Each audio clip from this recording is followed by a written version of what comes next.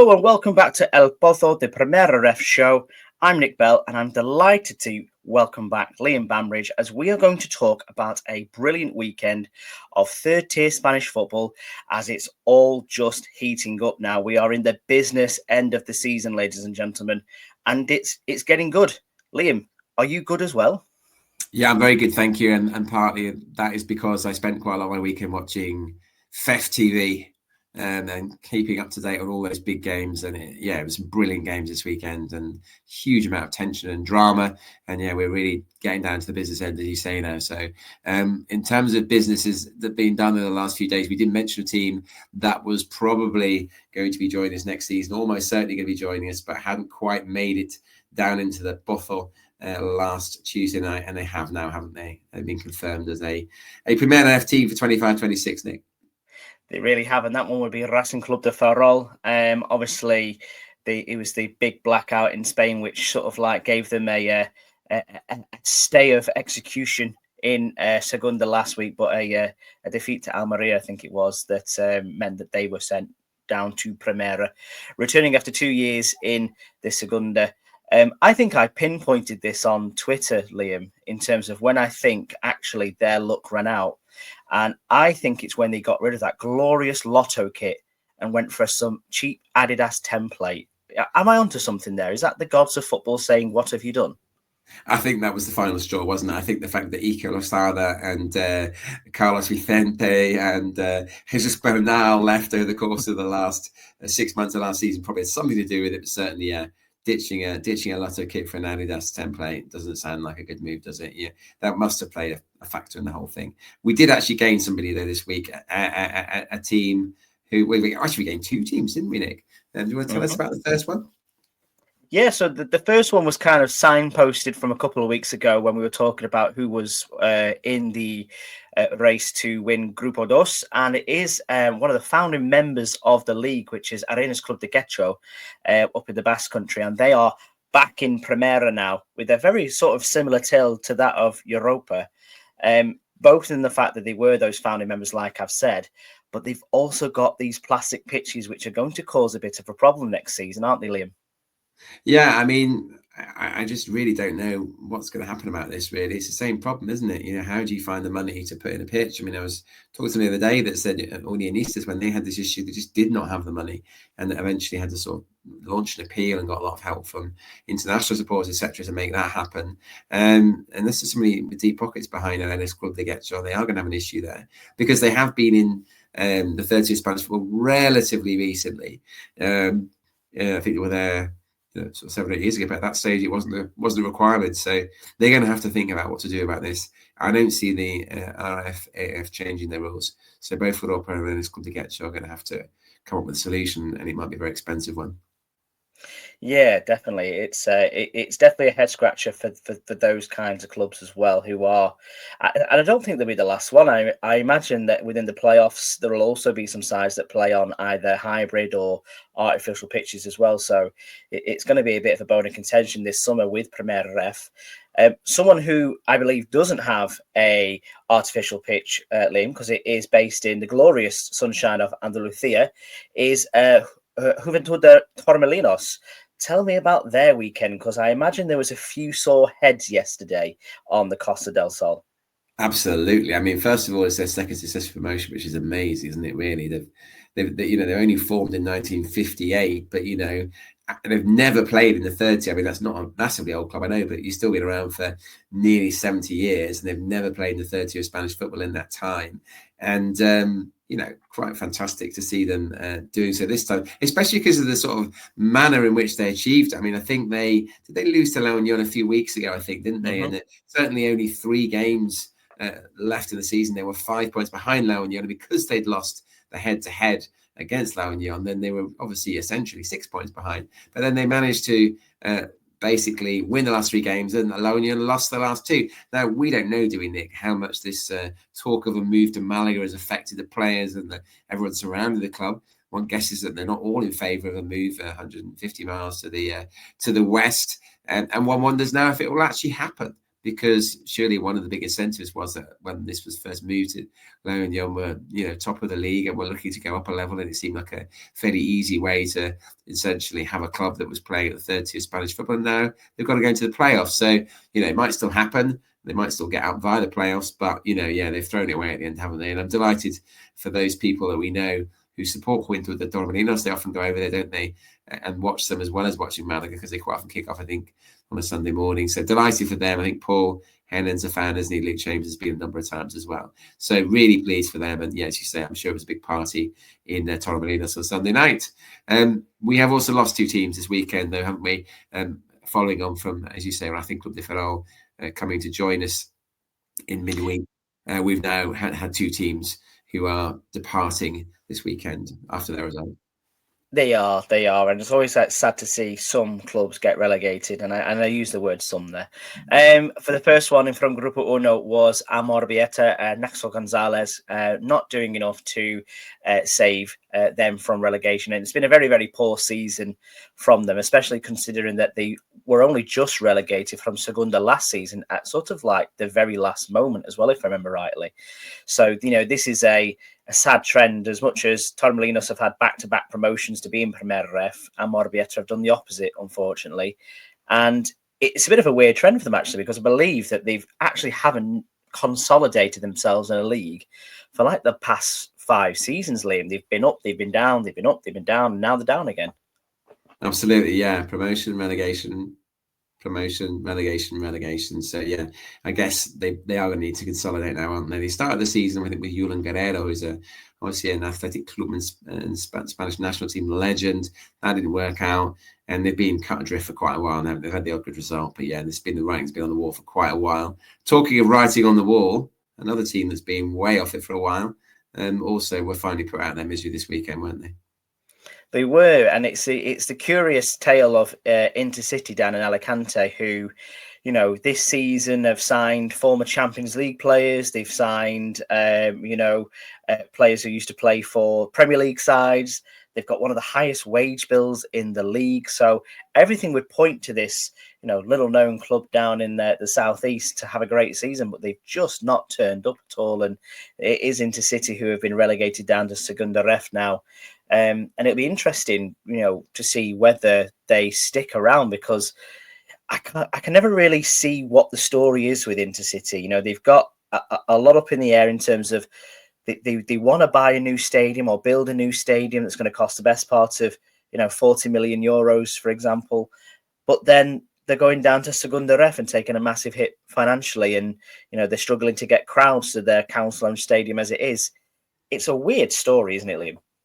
Yeah, I can't work it out. I'm highly suspicious of the whole surroundings of this club, and yeah, we've seen examples of this in the past where clubs have tried to sort of do something, with not really much of a fan base and seemingly throwing money at it, and it usually ends badly for those clubs, doesn't it? So I agree. I think there's a really decent chance that Intercity will not actually start the 25-26 season, because it just doesn't seem to be sustainable. It's not really working. There's a lot of hostility towards them. The fan base isn't growing, so I'm not sure what the point is in continuing, but we should wait and see how that plays out over the summer months. We will. We shall keep an eye on them as they go down in the Segunda Ref for next season. Somebody else who didn't go down to Segunda Ref, but certainly had a change of role this weekend. There was a change in a Primera Ref dugout very, very late in the day, wasn't there? It certainly was. Jose Maria Sameron at Atlético Sanluqueño lost his job, and they brought back in almost immediately, as you would have to with 3 weeks to go, Jose Perez Herrera, who has a past with the club, quite a good past with the club as well. He led the club to promotion to the third tier in 2015-16, but he's the 4th coach of the season. Nick, I mean, what is that all about? It's a very unusual scenario to be in down there, because you would think that where Atlético Sanluqueño first of all are based, and the size of the club and the stature of the club they are, that they would thrive in consistency, wouldn't they? They would like to have somebody who was there to spur them on and to bring them up to a level. Look, for example, like what Antequera are doing with Javi Medina. But for here, it just seems to be that they can't seem to get it right. So the manager thing, 4 in a year is just ridiculous, isn't it? It's just it's so unsustainable. And, it surprised me that they're not cut off as well in the same way that we've been speaking about Intercity, because if they carried on like this, it would have gone weeks ago. Yeah, I mean, listen, let's not forget as well, Samaron, they've only lost one of the last 7 Atletico San Kenya. I know that they had a really disappointing defeat last weekend against Alcoyana, the big sort of relegation 6-point, and they got beaten 3-0. But I think the big problem here is, Nick, as is often the case with clubs in Spain and possibly in England as well, is you've got President Juan Carlos, a former Cadiz player. He likes to say a little bit too much. He likes to get a little bit too involved. He's not long out of the professional game himself. Apparently, we're told that he told a number of the players after they lost this game that they were paquetes. Well, paquetes in Spanish is basically saying you're a load of crap, basically. At which point the players apparently pointing out to him that he owed them wages, which is not an unfamiliar story in Spain, but probably not the best time to start slagging them off if you owe them money. Then there was just an argument between the sporting director, Mario Fuentes, and Samaron, who basically said, look, it's not my fault. You sold one of my best players, Victor Valverde, to Villarreal B in the winter transfer window. You didn't replace him. Ironically, Victor Valverde scored for Villarreal B this weekend. It's a mess, isn't it, basically? And when you have a mess and when you have an unstable club like that, that is what usually happens. It's usually the coach that gets fired. So we'll wait and see how Pérez Herrera gets on. But, I wouldn't really fancy his chances with that kind of turmoil going on around the club. They can still get out of this mess. But, personally, I wouldn't be looking to get rid of Samaron and try and get somebody else in at this late stage. Because it's a big job to do, isn't it? 3 games, basically they're still in the bottom 5. So, how much more can you be expected to achieve when the players are not happy and you've got a president who just can't keep his nose out of it? No, it's very bizarre to pull the trigger this late in any season, but I suppose Spanish football is always the outlier in this. So always expect the unexpected is what I come to assume with Spanish football presidents and owners. So yes, we very interested to see how they get on in these final 3 games, and obviously bringing a hero back as well does sometimes help. And if you can get that new manager bounce at the right time, it can work in your favour. And they are still technically in it. They're not down just yet. And we were only speaking about Alcoyano a few weeks ago. Look at them now. Same thing could happen, and we could be drawing a lot of those teams in. But more on that later, I suppose. Let's start to have a look at some of the football from this weekend then, Liam. I'm going to go through Grupo Uno first. It's my week. And essentially, same top 5 as before, just in a different order, which is usually quite interesting to see. Nastic to Tarragona, who we were speaking about only a few weeks ago as being potentially, on a run to usurp Ponfe and Culture at the top, they've now dropped to 5th, Liam. Something's really gone wrong in Tarragona the last few weeks, because out of all the sides that are in it now, they're looking like the ones that could be sacrificed to this queue of filiales, which are piling up in 6th, 7th and 8th respectively. Yeah, very much so. Yeah, I mean, the gap is now 3 points, I think, isn't it, to Gymnastic in 5th. As you say, for a long time, it was either Real Sociedad B or Andorra who were the team that the sides outside the top 5 are chasing. Now it's Gymnastic. I suppose, yeah, I mean, Orense 4 points off and Celta Fortuna 4 points off 5th as well. So, there are 3 sides there, as you say, Bilbao Athletic, Orense and Celta Fortuna are all potentially going to overtake Gymnastic, and as you say, not so long ago we were looking at them as potential title winners. So yeah, things have not been going so well for them recently, and we'll perhaps talk a little bit more about exactly what's been going wrong for them recently a bit later on. How about the bottom 5? How is that looking nowadays? So in the bottom 5, it's just the one change down the bottom 5, and it's not one we're going to be happy about, Liam, because obviously we've got these lovely new shirts which have been provided to us by the club, but they are back into 16th place now. Is Sestao River in a bit of a unique scenario. We were talking about this at length last night, weren't we? Trying to figure it out, what's going on here. We now have a mini league within the league. Can you help me explain this one, Liam? Because I struggled with this, if I'm being perfectly honest. I'm only sort of kind of aware of it because I've seen it happen in Segunda before. What happens essentially is that we know that head-to-head is the key thing. So I'm looking at the league table and going, right, it's Sestao River Club and I think it's Unionistas, isn't it, who have the same record. They've drawn both games against each other after this last weekend of fixtures.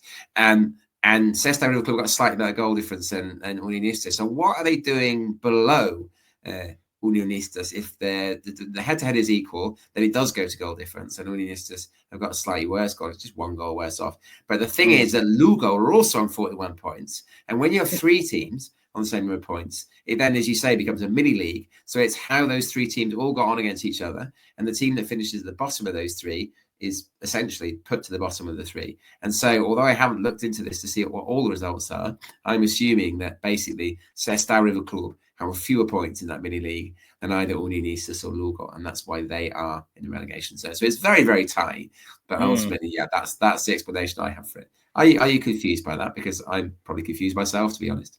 I think to the UK audience who would look at a table and go, right, it's down to goal difference if they're on equal points, would look at Lugo on -13 on top, Unionistas with -4 second, and Sestao with -3 third, and you think that makes no sense. Make it make sense for me. And I kind of appreciate the hustle, but I tell you what, if you were relegated because of this mini league, it's a bit of a horrible place to put it, isn't it?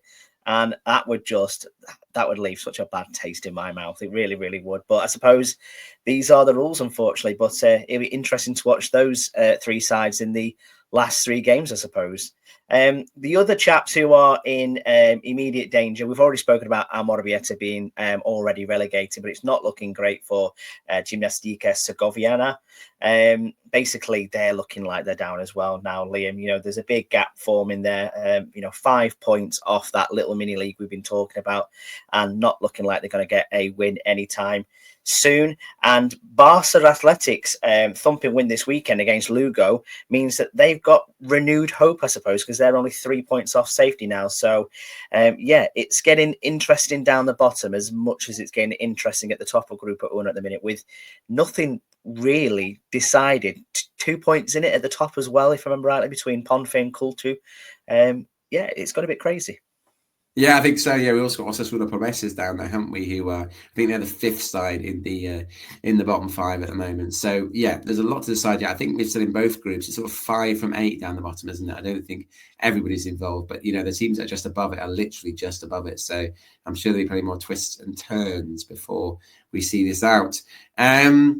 I think did I do that? No, you did the Grupo Uno Partidos de la Jornada this week, didn't you? So I think the first one you selected was Ponferradina against Bilbao Athletic. What did you make of that game? Was that part of your weekend viewing?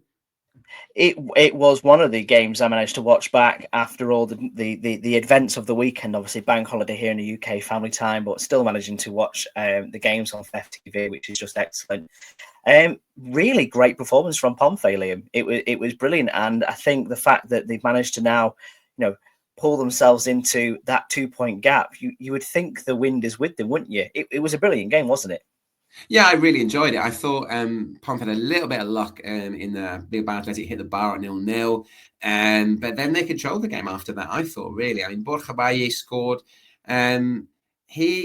I don't know, I was talking to Pomfret fans, and they're not all that pleased with him overall, I don't think. He's got 7 goals. I mean, he's come back. He's had a long career. He's a Pomfret, I think, back at the start of his career, over 10 years ago now. He's come back to the club to sort of return to the prodigal son. He's played all over the place. He's even played in the Emirates at one stage. One of those that's been around a bit. But yeah, he's got 7 goals this season. Not bad, is it? And that's not a bad strike rate. But Pau Ferreira's strike rate's even better. He's got 3 in 3, Mr. Super Sub.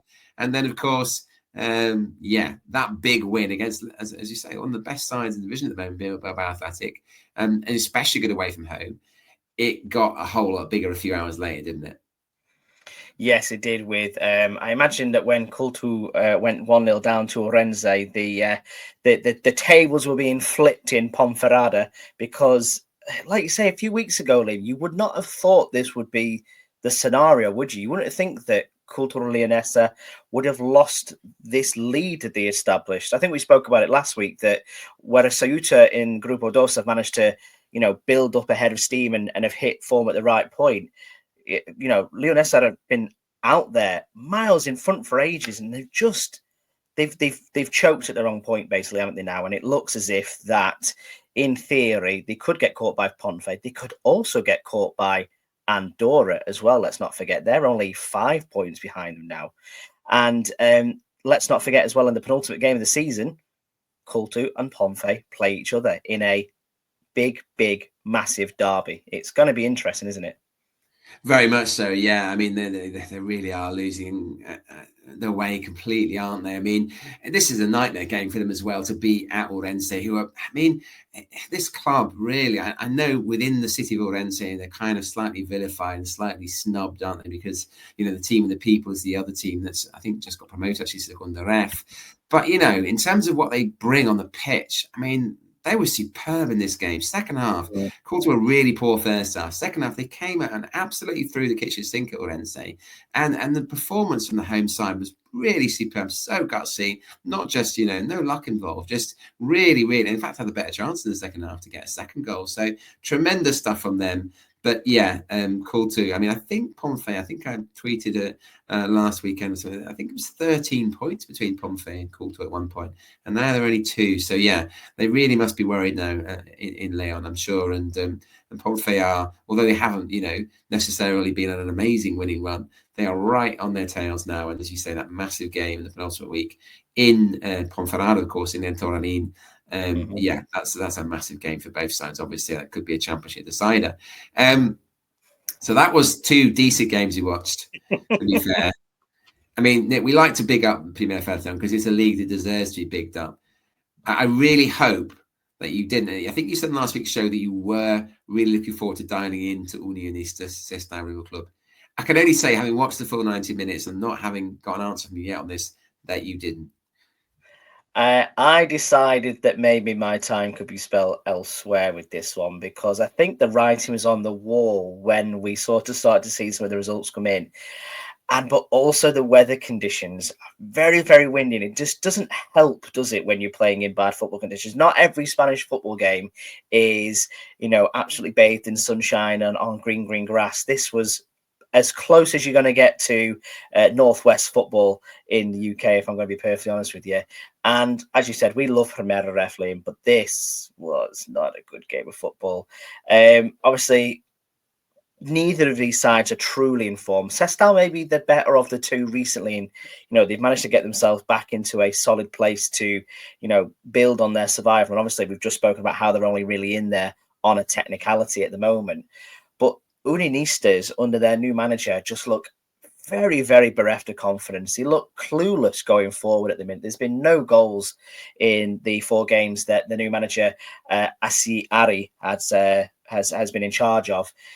It's not really, really good, is it? And the fact that it ended up being down 10-10 as well, and you know, 1 through a red card, 1 through an injury. It wasn't the advert from Primera Ref that would like. And if I could swap this out for the Orense Cultural game as my partido of the Jornada, then I would like to trade that in now, please. Yeah, I take your point totally. I mean, I did sit through the whole game. I mean, obviously, I was just frustrated from Sestao with a good point of view because I just felt like the game was there for the taking. I honestly thought that all of these were terrible. They really were, as you say, bereft of confidence. I think they've only scored 3 goals in the last 8 games.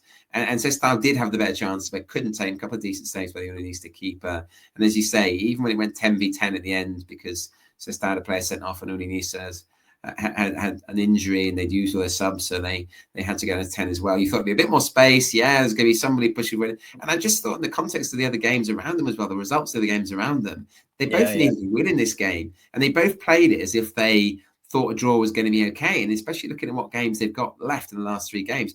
For me, this was a must-win game for both of them. And both of them just didn't show enough desire to win the game, or maybe it was just they just weren't good enough to assert the authority on the proceedings. But yeah, it was a very forgettable 90 minutes, I'm afraid.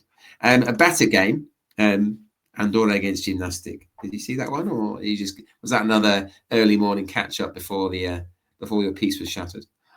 Yes, no, this was this was a morning well spent for me on this one, especially with it being the bank holiday as well. And I was just watching this mainly because, you know, we put it down for Andorra being in their sort of like free flowing goal scoring form recently. And I was thinking this is going to be a bloodbath, Liam.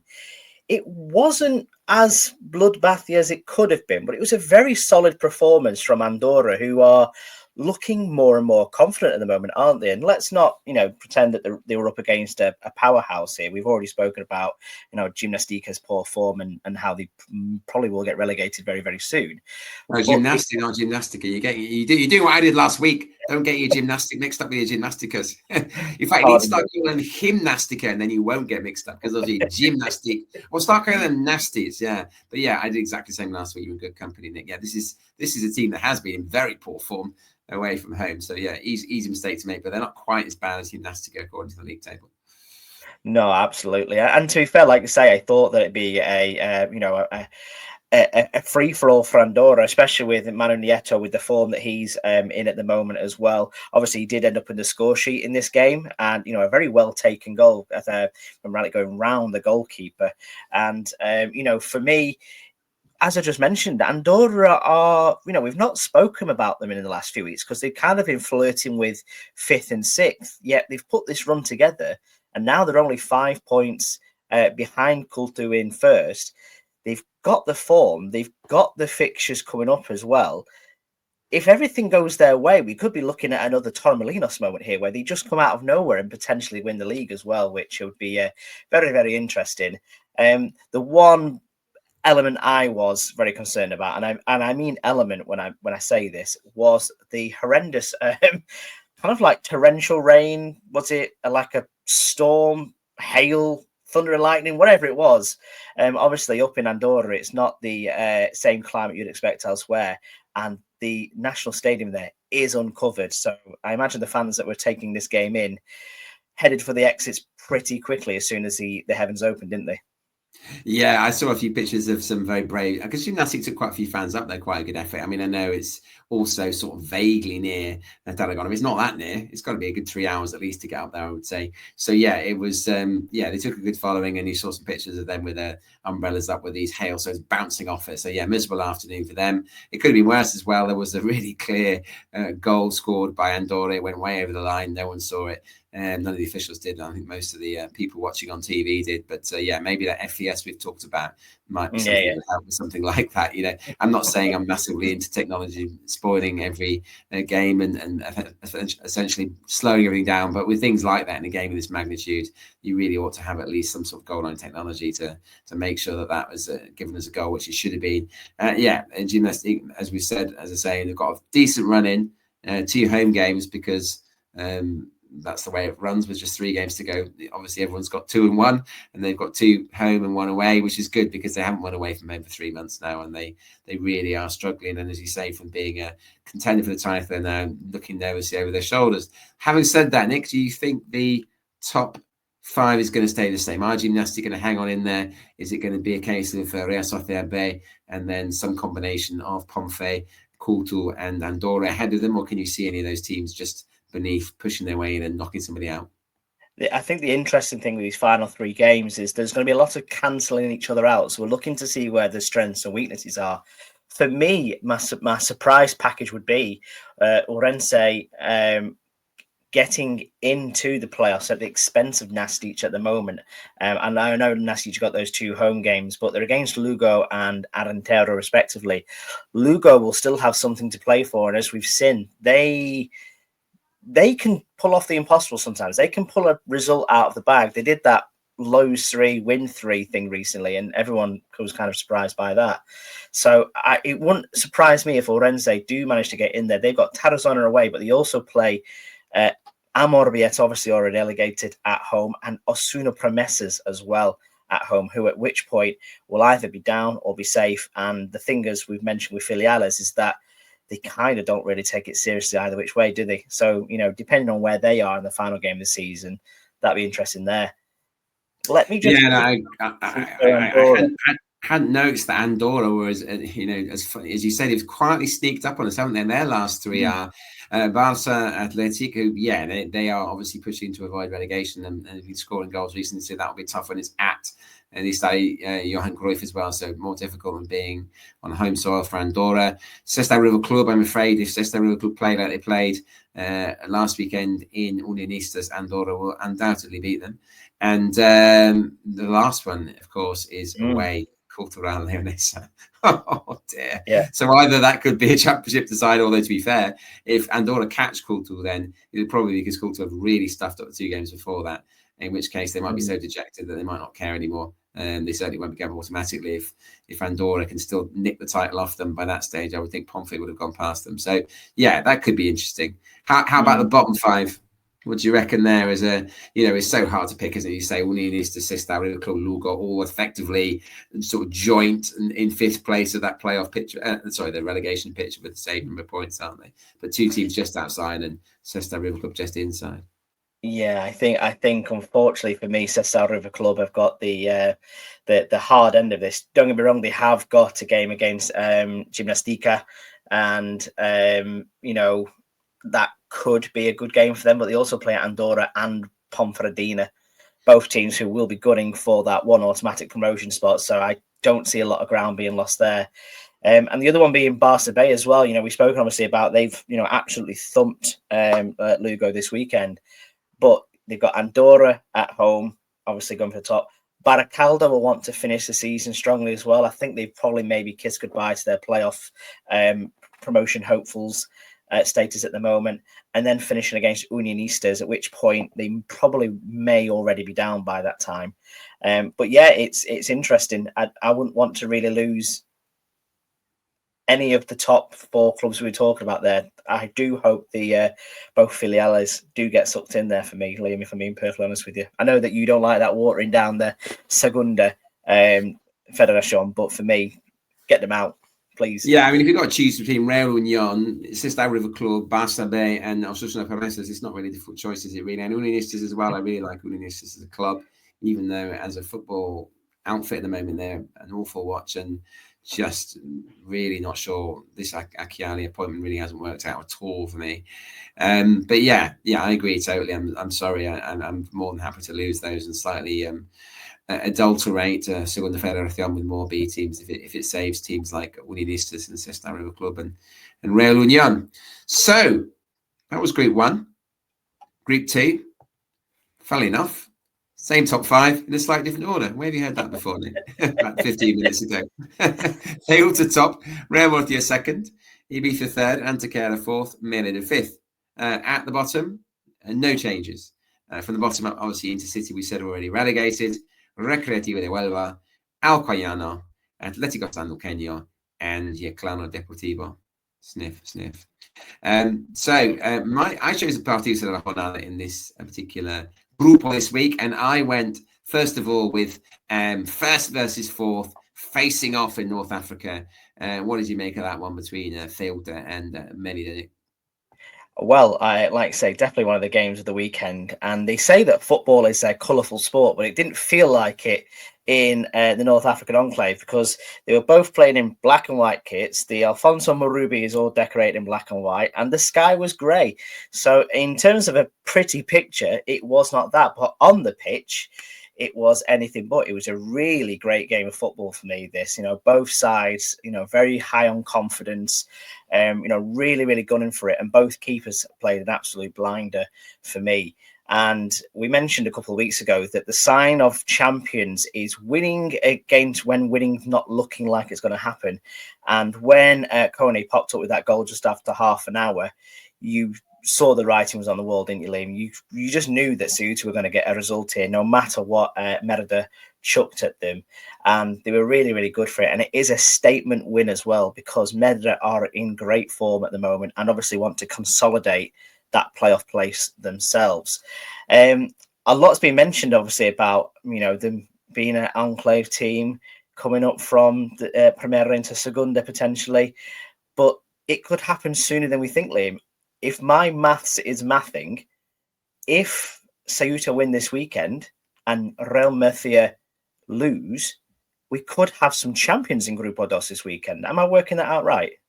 I think actually it's even more difficult for Real Murcia than that, because I think that if Real Murcia draw and Ceuta win, then there'll be 6 points between the two sides. But Ceuta have the head-to-head. The goal average is Ceuta's. They won the first game 4-2, I think, in Alfonso Morubi, and the second game was drawn in Murcia. So yeah, so if Ceuta get to 66 and and Real Madrid on 59 now. If they don't win, and I think they ought to play first this weekend, don't they? Then basically it's all over this weekend. All televisions in Ceuta will be dialed in to that Real Murcia and Antequera game as well, because that'll be an interesting one to watch.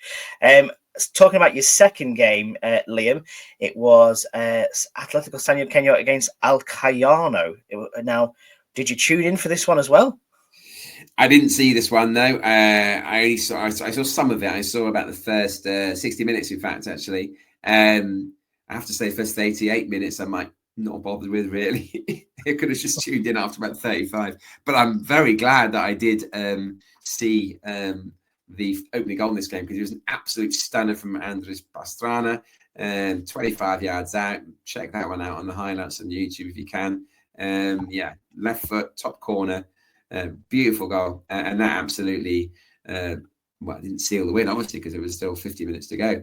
But they didn't look back after that. They were great. And I think you said, like, we were writing them off a few weeks ago. I think it was last week that you wrote them off. And I totally agree with you. They just looked like they couldn't string a set of results together to save their lives, basically. They were really, really all over the place. What this bizarre situation with the coach, who's not the coach because he hasn't got the correct qualifications and all that rubbish.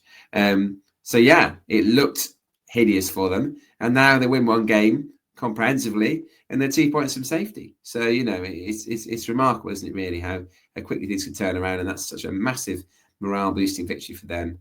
Game 3, unfortunately, game 3, those of you who've got good memories will remember I had to mention a filial in one of my games of the week, because it was Antequera against Sevilla Atletico, and this looked like a fairly straightforward win for the away side, didn't it? And then it went all a bit mental in injury time in El Mauli. Yeah, it was looking routine for the young chaps from Seville. And again, we were kind of probably watching this with a little bit of disdain, weren't we, Lynn? Because we're looking at that gap narrow, but in both Grupos, where these filiales are just flirting on the edge of the playoffs, and we're just thinking, no, we don't want that. We don't want that at all. And after just over an hour and Sevilla Atletico were 2-0 up, we're thinking, oh, shit, this isn't good. However, throw the roll of the dice, will you, Antequera? Because Christ, 90 minutes plus on the clock. We've had added time played on there. Alex Rubio first pops up, and you're thinking, oh, fair play, consolation goal, that'll do. 96 minutes, and this centre back, and I apologise for this pronunciation of this name already, Liam, from MEM. Pretty close, yeah, I think. Yeah. Right, yeah, not bad. With the assist from none else than Jonathan Biabiani as well, just to rescue the point from which. Biabiani, what a player he is! What a player he is! I mean, I haven't even checked the stats for him, but he has got so many assists and goals this year. I mean, he's about 58 as well, isn't he? I mean, I just love that story. Played for all the biggest clubs in Italy, and then comes back to play in some little corner of southern Spain for I think first San Fernando, and then now Antequera. So brilliant, yeah. And what a confidence boost for them. They've been in shocking form recently, Antequera. They look completely bereft of confidence in the last couple of games.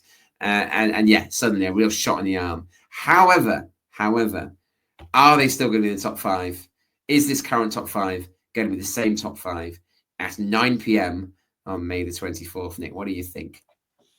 I think it is going to be the same top 5, but I don't see it changing.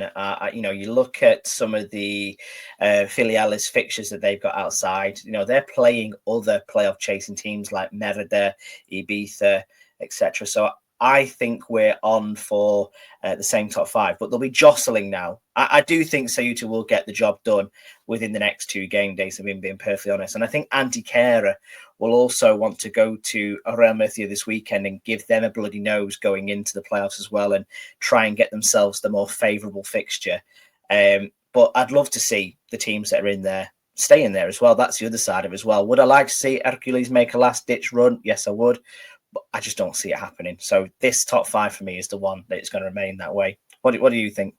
Yeah, I'm inclined to agree. I think Atleti be the only real team I can see possibly getting into that top 5. Really hope they don't, of course.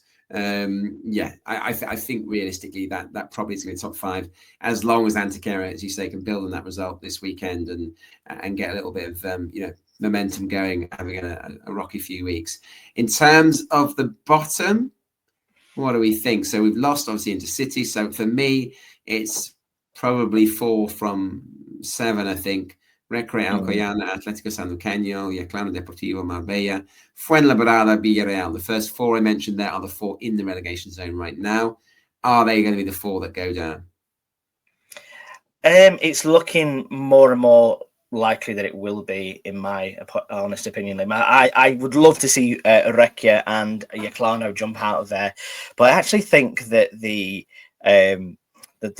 fixture list would suggest that Alcoyano probably stand the best chance of getting out of there out of all of them, which, like you said 2 weeks ago, we were calling them dead and buried. But the fact they've got, Intercity at home this weekend, which could be a bit of a dead rubber for the away side, and then they've got Real Madrid Castilla.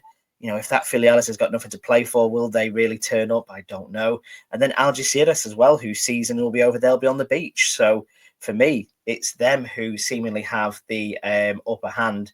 Atlético Sanluqueño, will the new manager bounce work with 3 games to go? I don't think so. I think that's going to be too much of a problem. And obviously, we'd love to see Yeclano stay up and starting with a massive win this weekend. But, playing Ceuta in the middle of that and then Intercity in the final game of the season, that Ceuta game is the one that makes me worry. Because if they don't get it done this weekend, they'll certainly want to get it done the weekend after. Yeah, I mean, my hope, of course, is that they also do get it done this weekend and then they go out and party all next weekend and rock up the week after this weekend and really aren't really up for that home game against Yeclano Deportivo. Yeah, but yeah, it is difficult. I mean, and we'll talk about the Yeclano Deportivo game this weekend a bit later, won't we? But yeah, it feels like a must-win, doesn't it, on Saturday night? And yeah, I'd be wrong, but it isn't looking good at the moment. And I agree with you, Alcoyano. Yeah, Real Madrid Castillo, a good side, they've got nothing to play for, but certainly Intercity and Algeciras, you could see them winning both of those. So just one decent win away from home against a relegation rival, and everything can change, can't it? Talking of decent wins, and a stunning goal from Andres Pastrana in that game. Did you see any goals or anywhere near it? It was exactly the same, wasn't it? That one. It maybe some would say even better. I'm not sure what you think. Yeah, I don't think anyone's getting anywhere near Pastrana's Golazo this weekend, because that is an absolute world beater from so far out as well into the top corner. It was incredible. There was also, as you said, that Alberto Soto stood for Marbella. I think you sent that to me on a text message, if I remember rightly, and we were both waxing lyrical, thinking that Marbella just seem to score worldies now. This is how they're going to stay up, maybe. I'm not too sure, but yeah. Did you see any other ones yourself, Liam? One that's got a bit overlooked. I haven't looked. I mean, it's early in the week. I'm not sure if the goals of the week have come out yet. But there's a volley for Ekaite, who's an experienced midfielder at Baracaldo, which maybe wasn't such a sort of showstopper as the Soto goal or the Pastrana goal. But it was really good technique, and he volleyed it in from outside the box, 25 yards out or so. That was a goal, but I suspect he won't have caught the headlines quite as much as the other two. So on to this weekend, Nick. I do believe it's my turn to do Grupo Uno. So I'm going to start with, oh no, another Filial. In fact, unfortunately, 2 of my 3 fixtures involve Filiales. I'm really sorry about that. So the first one has to be mentioned, though, because it's Barça Athletic against Andorra. And obviously, as we said earlier, Barça Athletic, fantastic win in Lugo last weekend. They could get out of the bottom 5 if they win this one against Andorra. It's on home turf for them. And they haven't been at the bottom 5 since Jornada 20. Bear in mind, we're going into Jornada 36 now. That's a long time for Barca's B team to spend in the relegation zone. So, they have a real incentive, but they are playing Andorra. And I thought initially when I was thinking about this one, yeah, they really want to make sure their top 5 finish. But, as you've pointed out to me, they're only 5 points off the top. So never mind the top 5 finish, Andorra will want to win this game. Never mind not losing it. They will want to take all 3 points. So, yeah, Filiales, reservations aside, this should be a decent game. Yeah, Barca Bay versus Barca's other Bay. This one, maybe. Read into that what you will. Who else are you going for this weekend as well, Liam? Well, this has to be mentioned as well. Real Sociedad B against Ponferradina, massive game at the top of the table, because let's face it, I think Ponferradina play after Culto, but Culto have got to play Baracaldo the night before at home. Now, you said earlier that you thought Baracaldo will be pushing to finish as high as they can.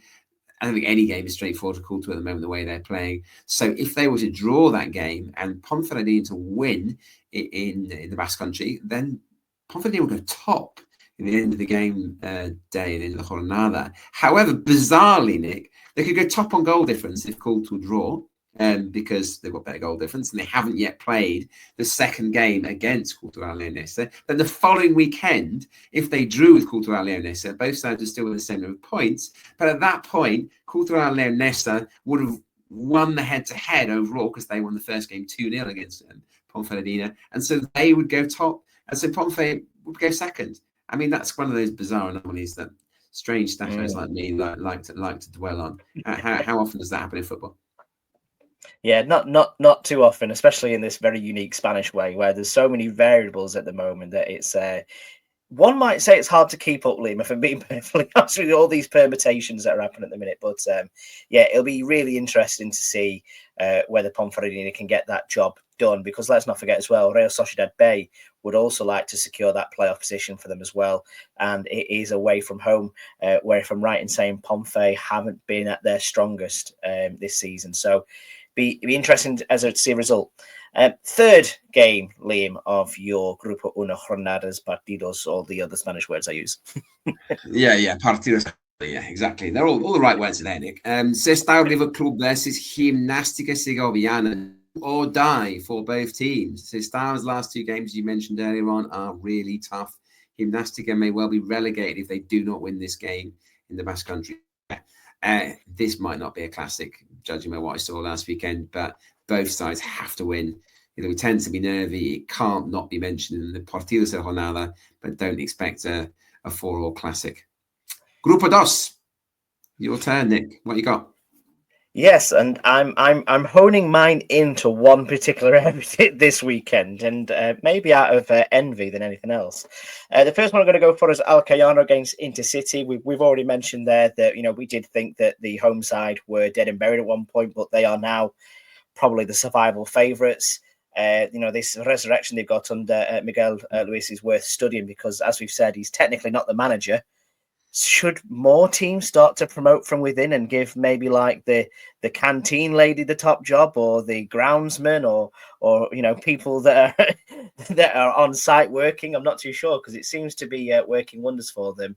But this is just a massive chance for Alcoyano to boost their survival hopes. I think if they get a win here and all the results go their way, the fact they'll be out of the relegation zone when they did look like they were going down a couple of weeks ago is very, very interesting. And obviously, if they carry on scoring golazos the way we've discussed, then this is going to be a very, very good game to watch. The other game I'm going for as well, as we mentioned, is Real Murcia against Antequera. This could be Ceuta's gift of a weekend if it all goes their way. As we've mentioned, a Real Murcia draw here would see Ceuta promoted. But we've also got to look at this from the Antequera perspective, haven't we, Liam? They will want to consolidate now. We've mentioned that we don't want the top 5 to change. They will want that too, won't they? Yeah, I think they'll go there looking for a point, won't they? Which, of course, as you say, will suit Ceuta very well. They've got to go to Fuenlabrada, haven't they, Ceuta, on Sunday, who are scrapping for their lives as well. Very difficult pitch to play on there. Very strange setup. From what I remember, they don't allow away fans, or if they do, not officially or something. There's usually a few people watching from a nearby road as well, isn't there? Because it's just a very strange ground. I think I digress here. We're supposed to be talking about the Antequera. I think Antequera will take a point in this one, definitely away from home. Real Murcia, and of course Real Murcia, will want to keep the pressure on Ceuta, because if they win this game, then it will go to next weekend. And the longer they can keep it alive, of course, Real Murcia, the more the chances are that they might eventually pip Ceuta at the post, although it's looking unlikely. There's a lot of other politics which happen this end of the season at the top of the league, and that comes down to this playoff jostling. And you've probably seen the graphics which Primera RFEF are sharing, which show you which sides of the draw people are going to end up on. And obviously, you've mentioned to me that you want to finish second or third, because you get the advantage of a home leg afterwards in the semi-finals, don't you? So, Real would obviously want to win, but they'll also want to maybe keep the likes of, Ibiza, Antequera and Merida away, so they get that much more favourable draw and play whoever's going to finish fifth in Grupo Uno as well. So, yeah, interesting to watch, which will be on Saturday night, where we'll be in the area maybe, Liam, because the third game I'm going to recommend everyone to watch is the one that we're going to. Yeclano Deportivo against Villarreal B. Now, I know FPL is involved. However, if you are watching FEF TV, you might get to see our wonderful faces on the big screen. Yeah. I've got a mixture of excitement and nerves about this one because, as you said, their run in Yeclano Deportivo was a horrible one, mainly because one of their 3 games is against Ceuta, and if Ceuta haven't won the league away in North Africa, I just see it as a bridge too far for them.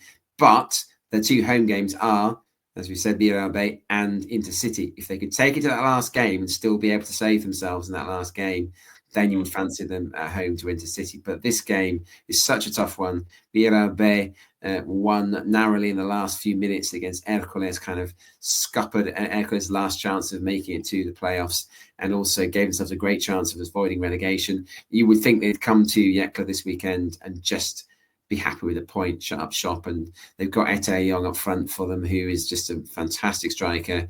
And yeah, I'm nervous about this from a Yeclano point of view, I have to say.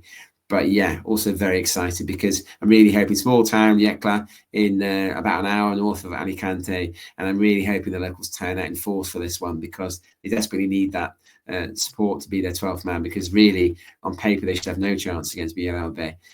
But you know what, this is a gutsy bunch of players, and I really, really hope that we are celebrating a Yeclano victory at the end of the evening. Oh, absolutely. And we'll bring that El Pozo positivity with us to Yecla as well. To every little helps. And I think they've done a great deal as well, if I remember rightly, for non-season ticket holders, which I think is it €10 a ticket they're pushing on to try and fill the stadium. So hopefully the whole town turns out for them as well. And, we've mentioned it a few times with Filiales, is that the inspiration to play in the style rather than actually the function sometimes goes against them. So hopefully we can see some howlers from Villarreal B as well. We can have a good chuckle about it this weekend too, can't we?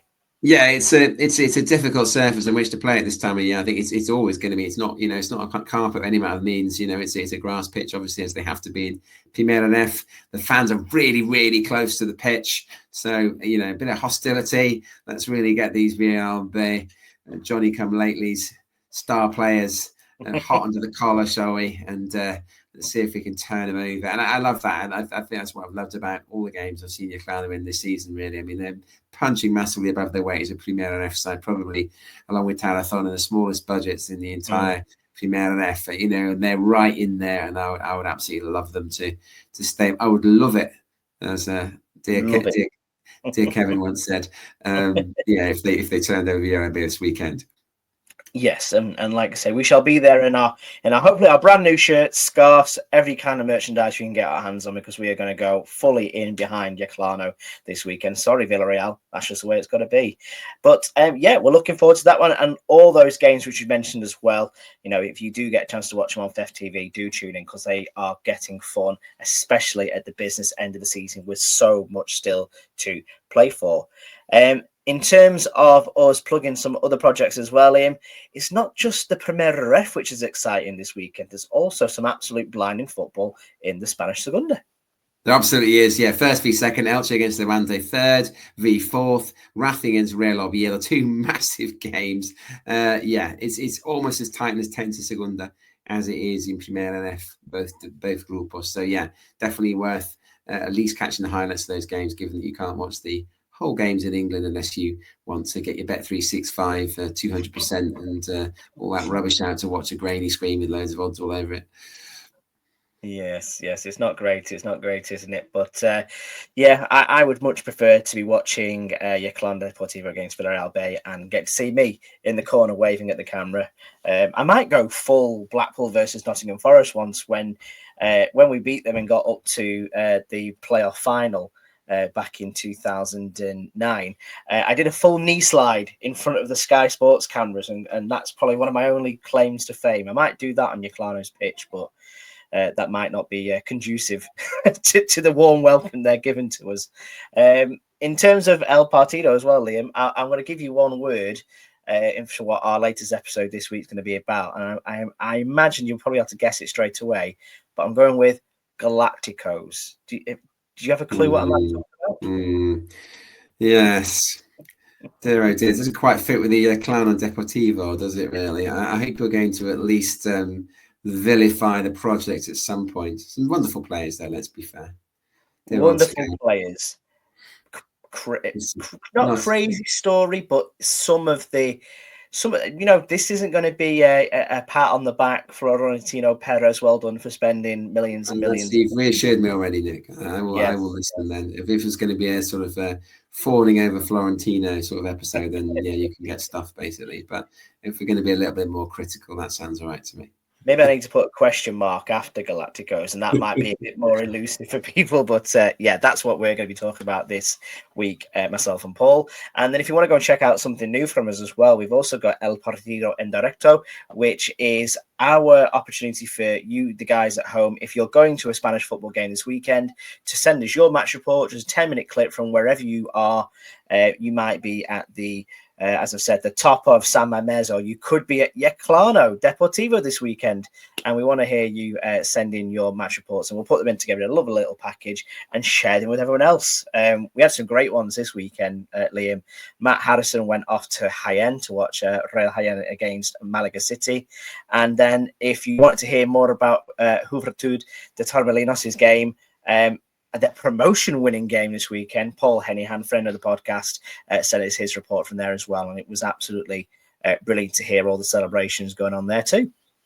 Yeah, brilliant stuff. I mean, I've always wanted to go to Real Jaén, and certainly that'll be one for the bucket list. They're so low down, to RFEF, which is such a shame because there's a lot to like about that club, but it just can't seem to get it done. And I think your boys, Atletico Man again, your boys have pipped them to the title, haven't they? So they're going to have to go through the playoffs yet again. So let's hope they get lucky and at least make it just against RFEF in these playoffs. But yeah, it's a great listen.